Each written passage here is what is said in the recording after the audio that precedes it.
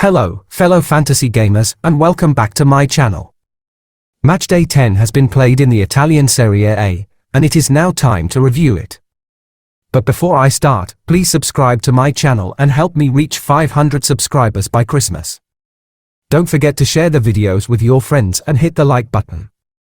You can also follow me on TikTok and in Instagram.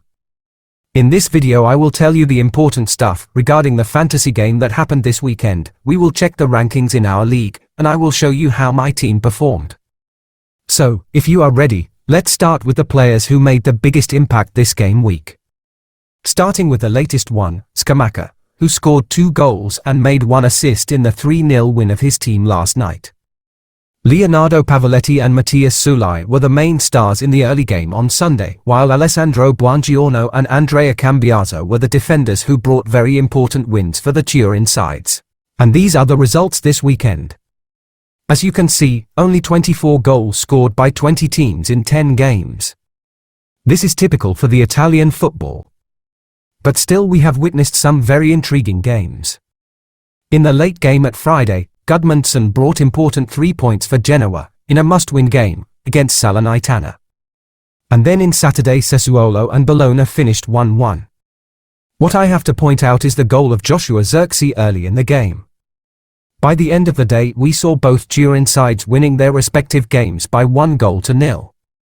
The goal of Buongiorno for Torino came late in the first half, but nothing can compare with the late goal by Andrea Cambiaso for Juventus in the 97th minute after 2 disallowed goals for the Black and Whites. The drama was full at the Allianz Stadium, but nobody expected the level of drama for the early game on Sunday, between Cagliari and Frosinone. The away side was leading with 3-0 by 72nd minute. And then all hell broke loose for them. Thanks to Leonardo Pavoletti's 2 goals and 1 assist, the Sardinians won the game with 4-3. This is the first time in Serie A history that a team is winning a game after losing with 3-0 by the last 20 minutes. We witnessed history with this game, and in general with all of these late goals.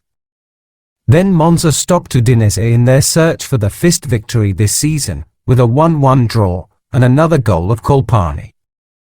After these 2 games it was time for the 2 derbies in this round.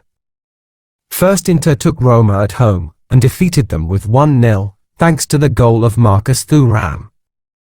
Simone Inzaghi made a lot of changes that robbed few defenders from maximum points for clean sheets in this game. This time Martinez didn't score and Zoma kept another clean sheet.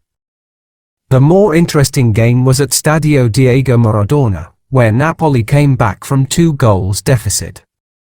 Milan took the lead before the half-time break, thanks to 2 goals scored by Olivier Giroud. Politano scored in the second period, and after that Raspadori scored from free kick to settle the score.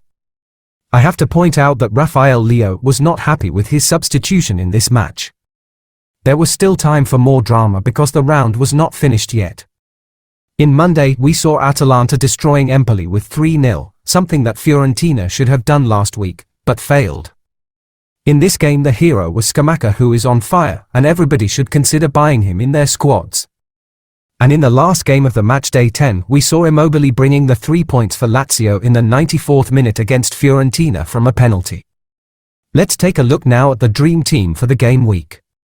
We have 3 players from Frosinone despite losing to Cagliari, who are represented by their star captain, Leonardo Pavoletti.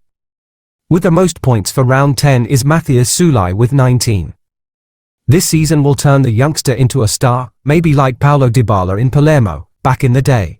I would like to hear your opinion about these games, about Sulai, about Scamacca, Pavoletti and about the spirit of Juventus, down in the comment section. Moving on to our private league, you can see the top 10 managers. Eldar is still on top, and is turning to be the pacemaker to all the others in the rankings. Nikola Ratkovic is almost 30 points behind, while Chimalbi and Borcagno are about 40 points behind. Mark Mutegi and G. Boy are 61 points away from the top, while me and Adrian Bonino are 70 points behind. At the bottom, Salim is still trying to climb up, but it will very hard to do so.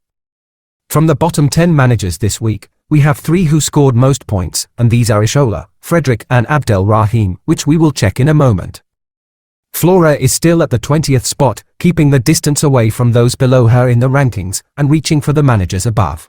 Once again we have Eldar with the most points for a round. His team is continuing to score big results week after week, this time with 83 points. His biggest attribute for this round are Sulaj and the Torino goalkeeper, Milinkovic-Savic. And these two players made the difference to all the other managers in our league. Second is Ishola's team, Freeman FC, with 80 points. His vice-captain in this round was Giroud, who brought him 28 points, combining with the goal scorers Politano and Colpani. In the third place you can see the team of Abdel Rahim, who has almost the same result as Ishola, 77 points. The same players brought him points, Giroud and Politano, but he has Di Lorenzo in defense instead of Coppola, and a different goalkeeper. My team got the fourth result in our league for this round, but 75 points for me is not enough, as my goal is to get better results than last season. So far I am behind the total result in comparison with the last year. This is the second, or maybe the third round, where I am disappointed by the players I have chosen, and by my decisions at the transfer market. I have wanted to bring Scamacca, Sulaj, and I have thought of swapping Giroud for somebody in attack, but I didn't want to disrupt the structure of the team. I have missed a lot of points this season, just like last year.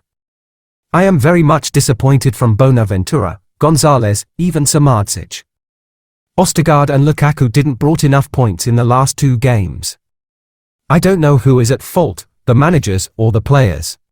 Bremer got the clean sheet again, and brought me 20 points as a captain. This is maybe the only player that I am happy with for now. Zoma got a clean sheet, but Milinkovic-Savic got more points. Atalanta won 3-0, but Scalvini was subbed out at half-time. In the midfield nobody scored or assisted, while the strikers got 2 goals, and I can say that I am satisfied by their performance. Long story short, I am behind by 70 points and I don't like it. Tell me, what do you think I can change in your opinion? The fifth manager in our league that I will talk about is Fredrik Holmgren, with his blue team. He collected 74 points this round, and I have to point out that he used his wildcard this match day. Average performance by his players, as only Scamacca scored, and only DiMarco made assist. Fredrik must feel bad about his decision to put Colpani at the bench before the round. At the end I would like to point out the difference between us and the top scorer this round in the world. Mohamed Al-Khatib scored 114 points, mostly thanks to Scamacca, Gudmundsson, and Sulaj. The rest of his team didn't perform well, just like our squads. This is all I have for you now. In the next round we have 2 big games, Fiorentina versus Juventus, and Atalanta against Inter. Fingers crossed for a better luck next time, and let there be someone from our league with the best result for the round. Take care and God bless.